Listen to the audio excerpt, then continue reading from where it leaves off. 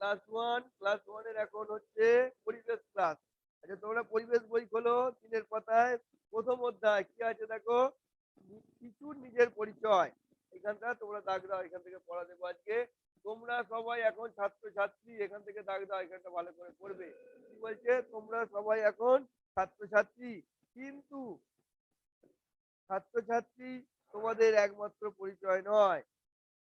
তুমি তোমার পরিচয় কিভাবে বোঝাবে সেটা নিয়ে আজ আলোচনা করব। আচ্ছা, ছাত্রছাত্রীদের কথা বাদ দিয়েও তোমাদের সকলের একটা নিজস্ব পরিচয় আছে। কিরকম না, তোমার পরিচয় বলতে তোমরা নিজের নাম, বাবার নাম, গ্রাম বা শহরের নাম, ডাকঘরের নাম, এবং তার সঙ্গে ডাকঘরের পিনকোডের নাম্বার, থানা ও জেলার নাম বলবে।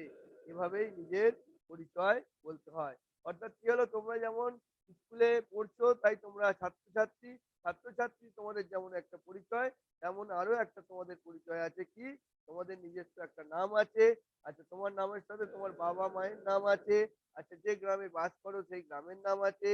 আচ্ছা, যে গ্রামে বাস করো তার একটা পোস্ট অফিস আছে বা ডাকঘর, তার নাম আছে।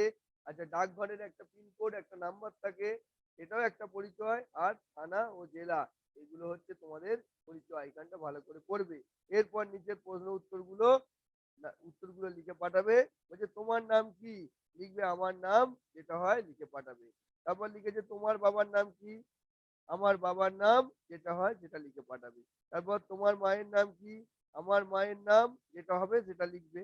তারপর কি যে তোমার গ্রাম বা শহরের নাম, তোমার গ্রামের নাম লিখে পাঠাবে। তোমার ডাকঘরের নাম, ডাকঘর মানে হচ্ছে পোস্ট অফিস, পোস্ট অফিসের নাম লিখে পাঠাবে। তোমার থানার নাম, থানার নাম যেটা হয় লিখে পাঠাবে। আর তোমার বাড়ির ঠিকানা লেখো, বাড়ির ঠিকানাটা লিখে পাঠাবে। বাড়ির ঠিকানা মানে কি লিখবে, গ্রামের নাম, পোস্ট অফিসের নাম, যে থানার নাম, জেলার নাম, এটা লিখে পাঠাবে। এই পর্যন্ত তোমাদের আজকে আমি পড়া দিলাম। তিনের কথাটা গোটাটা তোমরা দাগ দিয়ে নাও, তাহলে কি হবে, প্রথম অংশটা ভালো করে পড়বে।